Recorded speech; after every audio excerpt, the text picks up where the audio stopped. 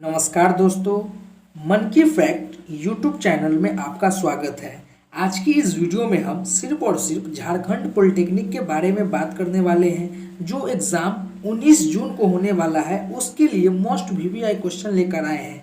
दोस्तों यह जो है टॉप 50 जो मोस्ट वीवीआई फिजिक्स का जो क्वेश्चन है आपको एग्जाम में हूबहू देखने को मिल सकता है। आपको 50 प्रश्न जो हम अभी करा रहे हैं उसमें से कम 10 से 15 प्रश्न जो है हूबहू आपको देखने को मिल जाएगा। 10 से 15 प्रश्न आपको लड़ जाएगा जरूर। यह जो है 100% चांस है दोस्तों, ठीक है।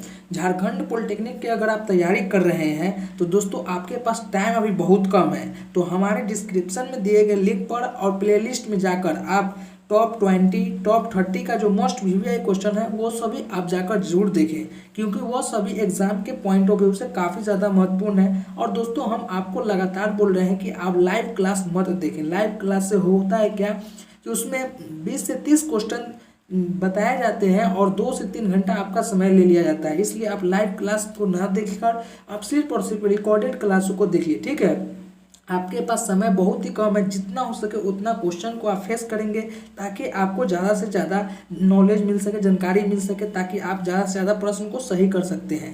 तो चलिए बिना समय गंवाए इस वीडियो को शुरू करते हैं।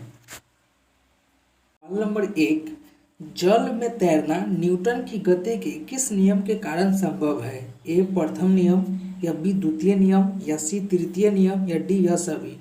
दोस्तों जल में तैरने का जो न्यूटन की गति है वो थर्ड लॉ के नियम से ही चलती है। जल में तैरने का जो नियम है तो सवाल नंबर 3 का जो सही जवाब होगा वो होगा सी।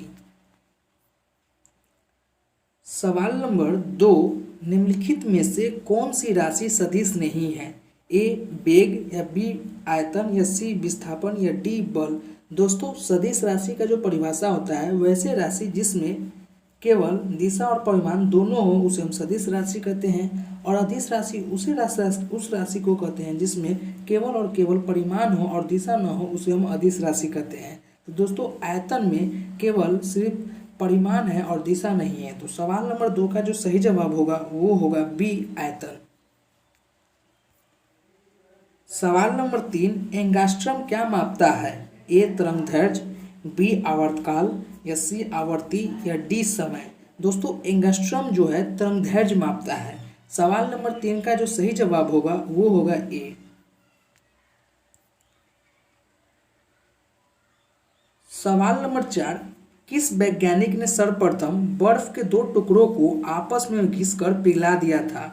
ए सेल्सियस, या बी जूल, या सी डेवी, या डी इनमें से कोई नहीं।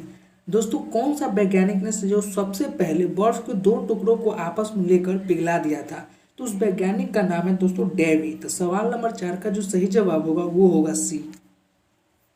सवाल नंबर 5, ऊष्मा एक प्रकार की ऊर्जा है जिसे कार्य में बदला जा सकता है। इसका प्रत्यक्ष प्रमाण सबसे पहले किसने दिया था?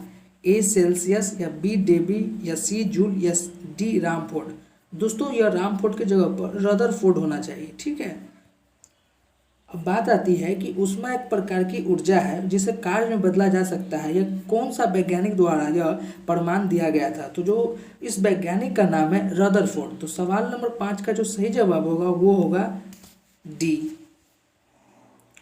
सवाल नंबर 6, लोहे की सुई पानी की सतह पर तैरती है, इस परिघटना का कारण क्या है?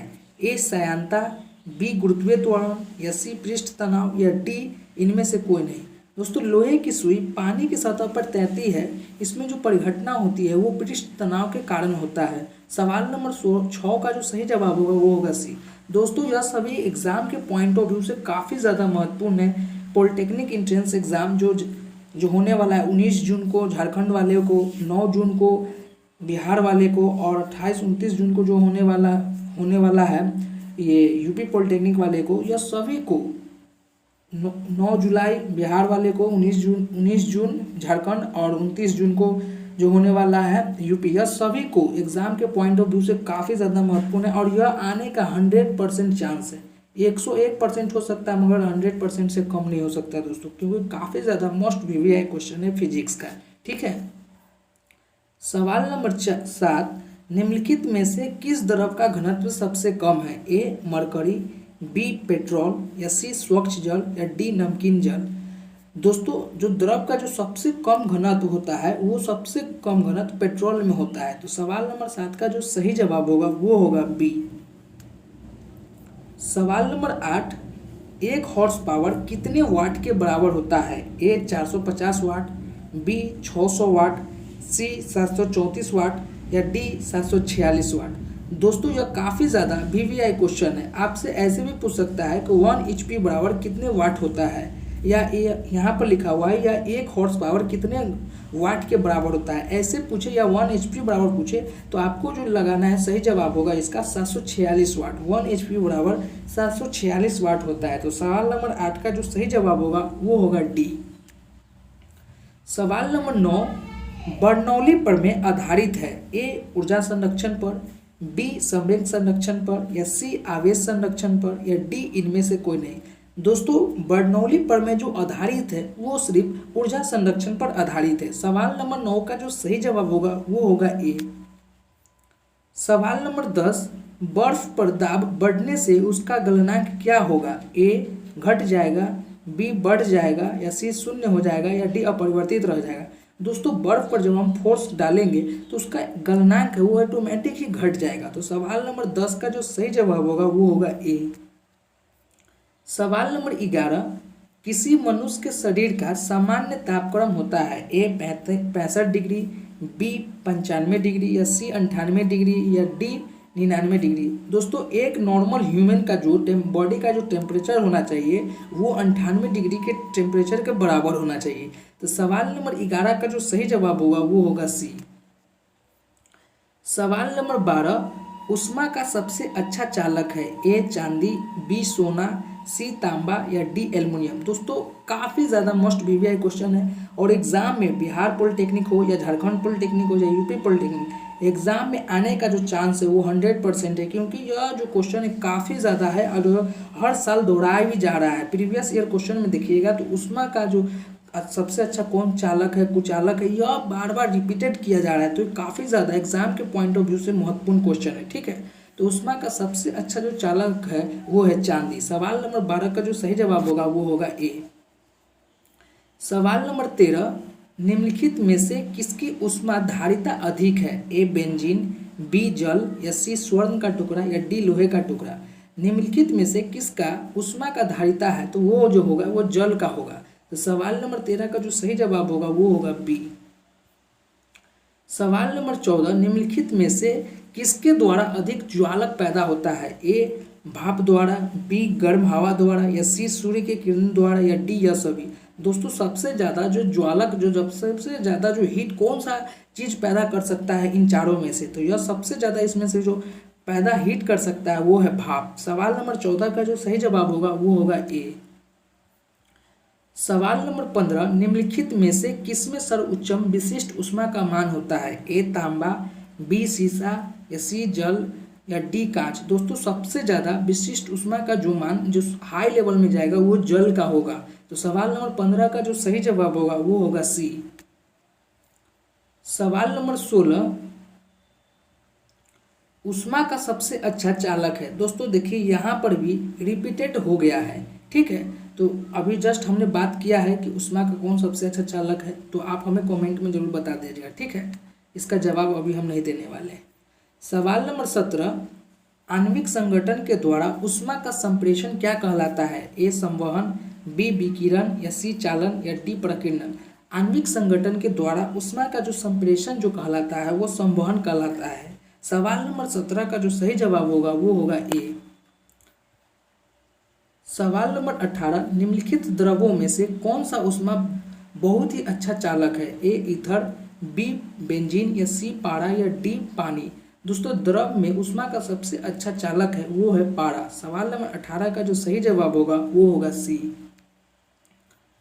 सवाल नंबर 19 ठोस से द्रव में पदार्थ के अवस्था परिवर्तन को हम क्या कहते हैं?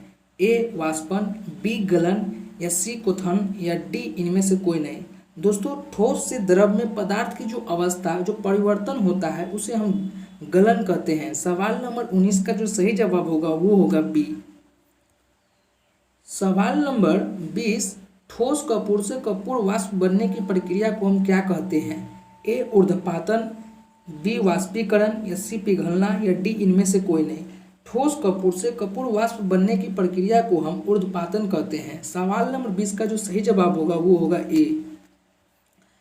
सवाल नंबर 21, निर्वात में प्रकाश की चाल होती है। दोस्तों यह लाइट चैप्टर से है और लाइट चैप्टर से हमने 50 क्वेश्चन को अभी टारगेट किया है, जो काफ़ी ज़्यादा महत्वपूर्ण है और आपको हर हाल में यह इसी सभी में से प्रश्न आपको एग्जाम में देखने को मिल सकता है, क्योंकि यह सभी मोस्ट वीवीआई क्वेश्चन है। ठीक है, तो चलिए इसे भी देख लेते हैं। लाइट चैप्टर से है यह।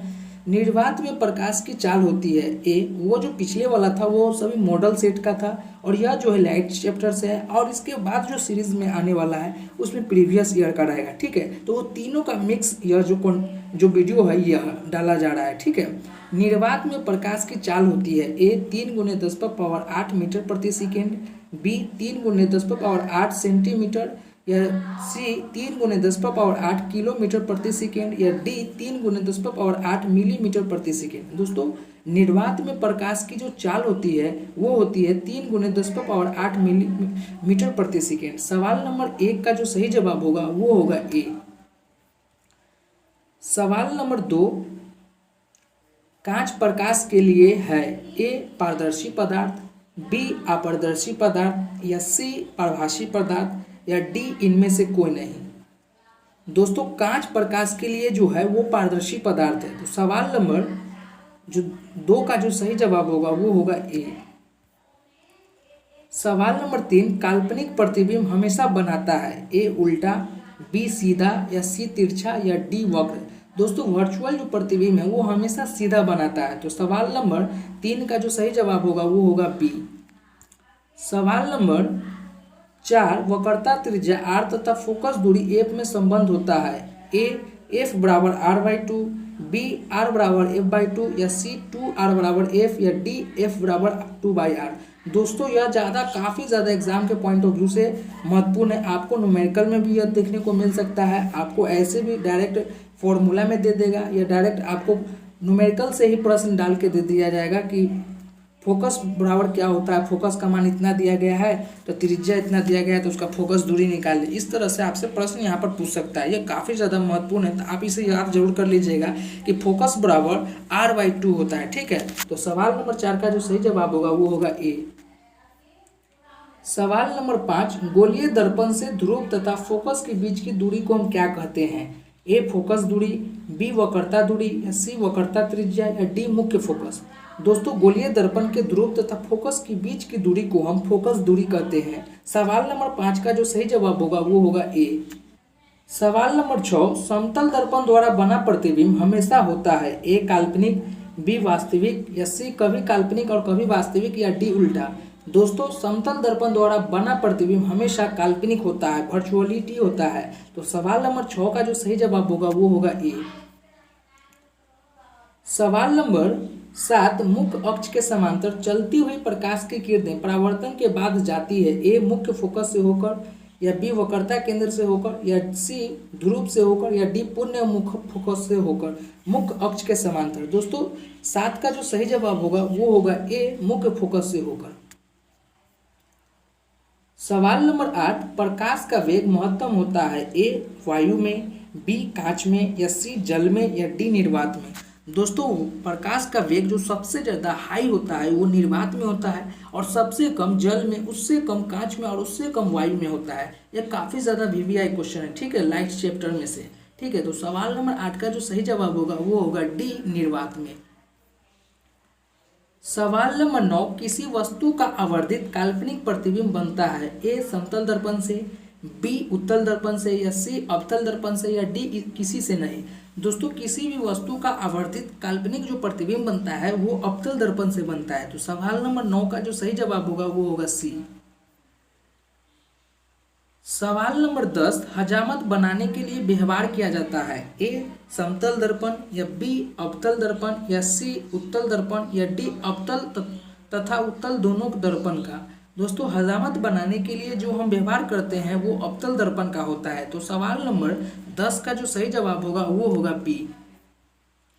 सवाल नंबर 11, एक गोलीय दर्पण की वक्रता त्रिज्या 28 सेंटीमीटर है तो इसकी फोकस दूरी होगी। वहाँ पर दोस्तों हमने बताया था कि F बराबर R/2। यह फॉर्मूला आप याद कर लीजिएगा क्योंकि यह न्यूमेरिकल में आपको आएगा। देखिए यहाँ पर आ गया है, इस तरह से आपसे प्रश्न पूछ सकता है कि एक गोलीय दर्पण की वक्रता त्रिज्या 28 सेंटीमीटर है तो इसकी फोकस दूरी क्या होगी, ऐसे पूछा गया है। तो आप जब भी आपके पास फॉर्मूला याद रहेगा तो आप इजीली इससे प्रश्न को आप सॉल्व कर लीजिएगा। देखिए यहाँ आर रेडियंस दिया हुआ है, 28 सेंटीमीटर और फोकस दूरी बराबर होता है एफ बराबर R/2 था। आर दिया हुआ है 28 सेंटीमीटर और बाई में 2 डालेंगे तो इसको काटेंगे तो कितना आएगा 14 सेंटीमीटर। तो सवाल नंबर 11 का जो सही जवाब होगा वो होगा सी। सवाल नंबर 12, 10 सेंटीमीटर फोकस दूरी वाले एक अवतल दर्पण के सामने 20 सेंटीमीटर की दूरी पर एक बिंदु रखने का उसका प्रतिबिंब बनेगा। ए दर्पण के वक्रता केंद्र पर, या बी दर्पण के फोकस पर, या सी दर्पण के पीछे, या डी दर्पण और फोकस के बीच में। दोस्तों 10 सेंटीमीटर फोकस दूरी वाले एक अवतल दर्पण के सामने 20 सेंटीमीटर की दूरी पर अगर किसी बीम को हम रखते हैं तो उसमें जो प्रतिबिंब बनेगा वो दर्पण के वक्रता केंद्र के पर बनेगा। सवाल नंबर 12 का जो सही जवाब होगा वो होगा ए।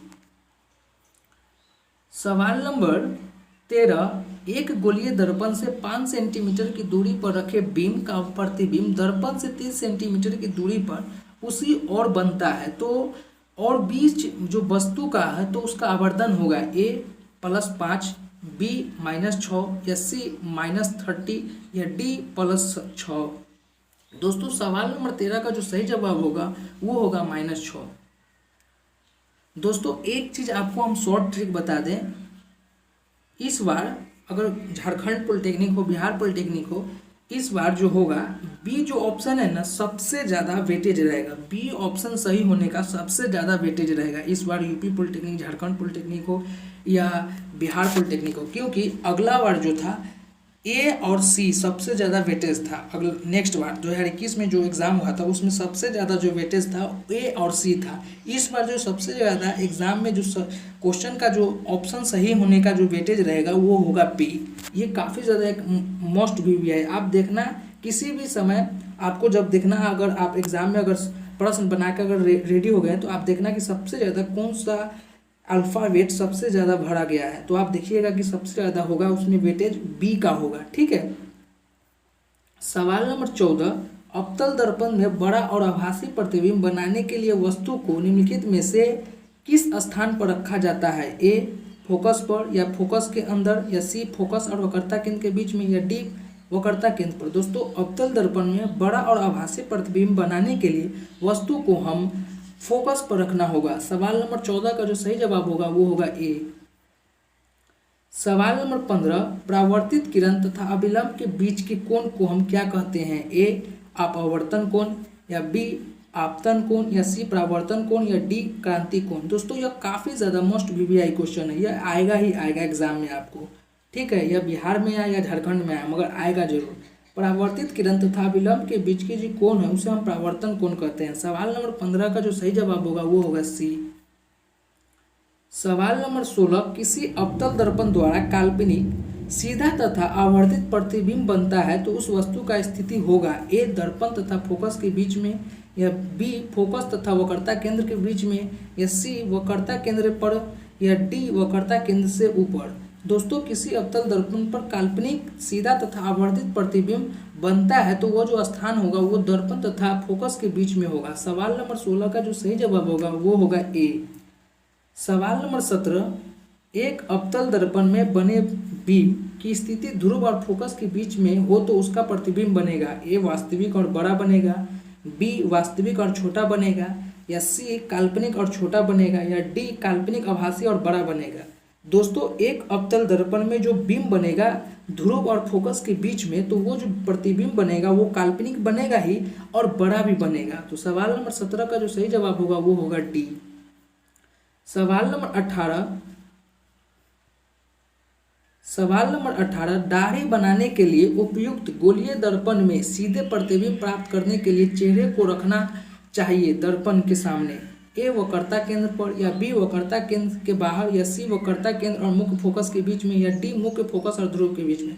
दोस्तों दाढ़ी बनाने के लिए जो गोलीय दर्पण होता है उसको हम कहाँ पर, फेस को हम किस पॉइंट पर रखें, जो दर्पण के किस पॉइंट पर रखें कि हमारा जो फेस है वो सही प्रतिबिंब बनाए। तो वो जो है जगह है मुख्य फोकस और ध्रुव के बीच में, अगर हम गोलीय दर्पण के सामने अगर रखते हैं तो हमारा जो है फेस वो बहुत ही अच्छा दिखेगा और अच्छे से वो उसका जो है वो क्या कहते हैं ज़्यादा दिखेगा और जूम टाइप का वो उसमें दिखेगा, अगर मुख्य फोकस और ध्रुव के बीच में दिखेगा। ठीक है, तो सवाल नंबर 18 का जो सही जवाब होगा वो होगा डी।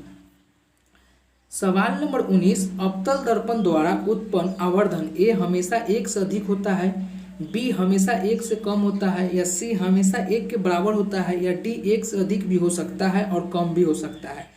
दोस्तों अवतल दर्पण द्वारा उत्पन्न जो आवर्धन है वो 1 से अधिक भी हो सकता है और कम भी हो सकता है। तो सवाल नंबर 19 का जो सही जवाब होगा वो होगा डी। सवाल नंबर 20, किसी बिंब वस्तु का आवर्धित प्रतिबिंब बनता है ए समतल दर्पण से, बी उत्तल दर्पण से, या सी अवतल दर्पण से, या डी इनमें इन सभी। दोस्तों किसी भी बिंब का जो आवर्धित प्रतिबिंब बनता है वो अवतल दर्पण से बनता है। तो सवाल नंबर 20 का जो सही जवाब होगा वो होगा सी। सवाल नंबर 21, मोटर गाड़ी के चालक के सामने जो सामान्यतः लगा रहता है ए अवतल दर्पण, बी समतल दर्पण, या सी उत्तल दर्पण, या डी उत्तल लेंस। दोस्तों मोटरसाइकिल में जो साइड मिरर लगा होता है वो किस दर्पण का लगा रहता है, ये काफ़ी ज़्यादा महत्वपूर्ण है, आपसे पूछेगा ही पूछेगा यह प्रश्न। तो सवाल नंबर 21 का जो सही जवाब होगा वो होगा उत्तल दर्पण। मोटर गाड़ी में जो साइड मिरर लगा रहता है वो उत्तल दर्पण का लगा रहता है। तो सवाल नंबर 21 का जो सही जवाब होगा वो होगा सी। सवाल नंबर 22, उत्तल दर्पण द्वारा बना प्रतिबिंब ए वास्तविक तथा सीधा होगा, या बी वास्तविक तथा उल्टा होगा, या सी काल्पनिक तथा सीधा होगा, या डी काल्पनिक तथा उल्टा होगा। दोस्तों उत्तल दर्पण द्वारा जो बना प्रतिबिंब काल्पनिक तथा सीधा होगा। सवाल नंबर 22 का जो सही जवाब होगा वो होगा सी। सवाल नंबर 23, अवतल लेंस द्वारा बना प्रतिबिंब बनते हैं ए केवल आभासी, बी केवल वास्तविक, या सी वास्तविक तथा काल्पनिक दोनों, या डी इनमें से कोई नहीं। दोस्तों अवतल लेंस द्वारा जो प्रतिबिंब बनता है वो काल्पनिक बनता है और सीधा बनता है, जिसमें यह चारों जो प्रश्न है इसमें यह प्रश्न का जो सही जवाब नहीं है। तो इनमें से जो होगा ये इनमें से कोई नहीं होगा। सवाल नंबर 23 का जो सही जवाब होगा वो होगा डी, इनमें से कोई नहीं। सवाल नंबर 24, मीटर में मापी गई फोकस दूरी के व्युत्क्रम को हम क्या कहते हैं ए लेंस की क्षमता, बी लेंस का आवर्धन, या सी वस्तु दूरी, या डी प्रतिबिंब दूरी। दोस्तों मीटर में मापी गई फोकस दूरी के व्युत्क्रम को हम लेंस की क्षमता कहते हैं। सवाल नंबर 24 का जो सही जवाब होगा वो होगा ए। सवाल नंबर 25, यदि वस्तु उत्तल लेंस के फोकस तथा फोकस दूरी की दूरी दुगुनी के बीच में हो तो प्रतिबिंब बनेगा ए काल्पनिक सीधा तथा छोटा, या बी काल्पनिक उल्टा तथा बड़ा, या सी वास्तविक उल्टा तथा छोटा, या डी वास्तविक उल्टा और आवर्धित। दोस्तों किसी भी वस्तु उत्तल लेंस के फोकस दूरी तथा फोकस दूरी के दुगुना दूरी के बीच में अगर हम रखते हैं तो वो जो प्रतिबिंब बनेगा वो काल्पनिक बनेगा और उल्टा और बड़ा बनेगा। ठीक है, तो सवाल नंबर 25 का जो सही जवाब होगा वो होगा बी। सवाल नंबर 26, किसी उत्तल लेंस के सामने कोई वस्तु कैसे रखा जाए कि उसका वास्तविक उल्टा और बराबर आकार का प्रतिबिंब प्राप्त हो ए लेंस तथा उसके फोकस के बीच के, या बी फोकस पर, या सी फोकस दूरी से दुगुनी पर, या डी अनंत पर। दोस्तों किसी उत्तल लेंस के सामने कोई वस्तु को कैसे रखा जाए कि उसका वास्तविक उल्टा और बराबर आकार का प्रतिबिंब बनाता हो। तो दोस्तों अगर हम उत्तल लेंस के सामने अगर अनंत पर हम रखें तो वो जो प्रतिबिंब बनाएगा वो उल्टा बराबर आकार के और बड़ा बनाएगा। तो सवाल नंबर 26 का जो सही जवाब होगा वो होगा डी। सवाल नंबर 27, मानव नेत्र में वस्तु का प्रतिबिंब बनता है ए कोर्निया पर, या बी आइरिस पर, या सी पुतली पर, या डी रेटिना पर। दोस्तों मानव नेत्र वस्तु का जो प्रतिबिंब बनता है वो पुतली पर बनता है। ये काफ़ी ज़्यादा मोस्ट वीवीआई क्वेश्चन है दोस्तों। ठीक है, तो सवाल नंबर 27 का जो सही जवाब होगा वो होगा सी। सवाल नंबर 28, विभिन्न दूरियों पर स्थित वस्तुओं के प्रतिबिंब को नेत्र लेंस की फोकस दूरी नियंत्रित होती है ए पुतली द्वारा, या बी दृष्टि पटल द्वारा, या सी अधबिंदु द्वारा, या डी सिलियरी मांसपेशिया द्वारा। दोस्तों अलग अलग दूरियों पर स्थिति वस्तु की प्रतिबिंब का जो नेत्र लेंस की फोकस दूरी होती है वो सिलियरी मांसपेशिया द्वारा होती है। तो सवाल नंबर 28 का जो सही जवाब होगा वो होगा डी। सवाल नंबर 29, मानव नेत्र में होता है ए किसी प्रकार का लेंस नहीं, बी अवतल लेंस, या सी उत्तल लेंस, या डी उत्तल दर्पण। दोस्तों मानव नेत्र में जो होता है वो होता है उत्तल लेंस। सवाल नंबर 29 का जो सही जवाब होगा वो होगा सी। सवाल नंबर 30, निकट दृष्टि वाले मनुष्य के चश्मे में होता है ए उत्तल लेंस, बी अवतल लेंस, या सी बेलनाकार लेंस, या डी समोत्तल लेंस। दोस्तों निकट दृष्टि दोष में अगर बात की जाए तो वो उसमें जो चश्मा का जो प्रयोग किया जाएगा उसमें लेंस का प्रयोग किया जाएगा, उसमें अवतल का प्रयोग किया जाएगा। अगर दूर की बात किया जाए तो उसमें उत्तल का प्रयोग किया जाएगा, उत्तल लेंस का प्रयोग किया जाएगा। दूर दृष्टि दोष की बात की जाए उसमें कौन सा लेंस का प्रयोग किया जाए तो उसमें उत्तल लेंस डालिएगा। अगर निकट दृष्टि दोष की बात की जाए तो उसमें अवतल लेंस डालिएगा। ठीक है, तो सवाल नंबर 30 का जो सही जवाब होगा वो होगा बी। सवाल नंबर 31, दूर दृष्टि वाले मनुष्य के चश्मे में होता है ए अवतल लेंस, बी उत्तल लेंस, या सी बेलनाकार लेंस, या डी समउत्तल लेंस। दोस्तों अभी जस्ट आपको हमने बताया है कि दूर दृष्टि दोष वाले में किस तरह के लेंस होंगे या और निकट दृष्टि दोष वाले में किस तरह के लेंस होंगे। तो यह जो प्रश्न है आप हमें कमेंट बॉक्स में जरूर बताइएगा कि 31 का जो क्या सही जवाब हुआ। ठीक है, सवाल नंबर 32, दूर दृष्टि वाले आंख स्पष्ट देख सकती है ए दूर की वस्तु को, या बी निकट की वस्तु को, या सी केवल बड़ी वस्तु को, या डी केवल छोटी वस्तु को। दोस्तों दूर दृष्टि वाली आंख स्पष्ट देख सकती है केवल निकट की वस्तु को। सवाल नंबर 32 का जो सही जवाब होगा वो होगा बी। सामान्य आंख के नेत्र पटल पर बनने वाला प्रतिबिंब होता है ए वास्तविक और उल्टा, बी काल्पनिक तथा उल्टा, या सी वास्तविक तथा सीधा, या डी काल्पनिक तथा सीधा। दोस्तों समान आंख के नेत्र पर जो पटल पर बनने वाला प्रतिबिंब होता है वो वास्तविक और उल्टा बनता है। ठीक है, तो सवाल नंबर 33 का जो सही जवाब होगा वो होगा ए। सवाल नंबर 34, फोटोग्राफी कैमरे का वस्तु लेंस होता है ए अवतल लेंस का, या बी उत्तल लेंस का, या सी अवतल दर्पण का, या डी उत्तल दर्पण का। दोस्तों फोटोग्राफी जो कैमरा होता है उसमें जो लेंस का प्रयोग किया जाता है वो अवतल लेंस होता है।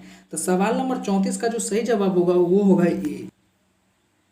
सवाल नंबर 35, फोटोग्राफी कैमरे में वस्तु का बना प्रतिबिंब होता है ए काल्पनिक उल्टा और छोटा, बी वास्तविक उल्टा और लगा होता है, या सी काल्पनिक सीधा और बड़ा, या डी वास्तविक सीधा।